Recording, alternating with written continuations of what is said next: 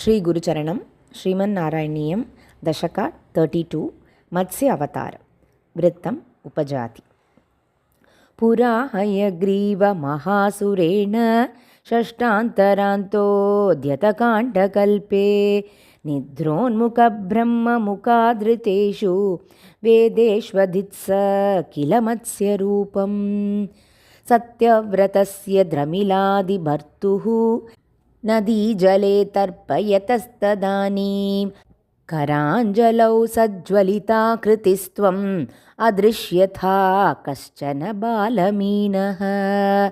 सर्वत्र गोविन्दनामसङ्कीर्तनं गोविन्द गोविन्द।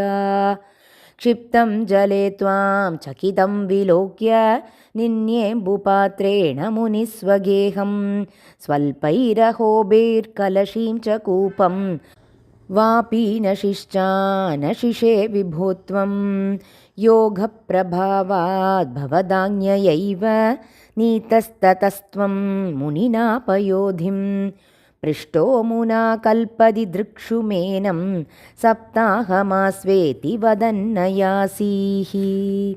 प्राप्ते त्वदुक्ते हनिवारिधारा परिप्लुते भूमितले मुनीन्द्रः सप्तर्षिभिः सार्धमपारवारीं युद्गूर्णमान शरणं ययौ त्वां धरान् त्वदादेशकरीमवाप्तां नौरूपिणीमारुरुहुस्तदा ते तत्कम्पकम्प्रेषु च तेषु भूयः त्वमम्बुधेराविरभूर्महीयान् जशाकृतिं योजनलक्षदीर्घां दधानमुच्चैस्तरतेजसं त्वां निरीक्ष्य तुष्टा मुनयस्त्वदुक्त्या त्वत्तुङ्गशृङ्गे तरणिं बबन्धुः।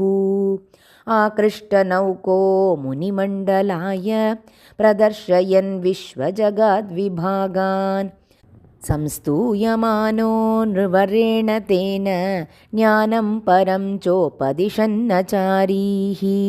कल्पावधौ सुप्तमुनीन् पुरोवत् प्रस्थाप्य सत्यव्रतभूमिपं तं वैवस्वताख्यं मनुमादधानः क्रोधाद्धयग्रीवमभिद्रुतो भूः।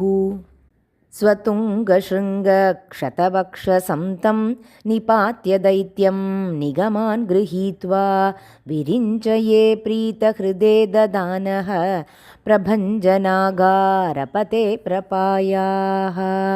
सर्वत्र गोविन्दनामसङ्कीर्तनं गोविन्द गोविन्द।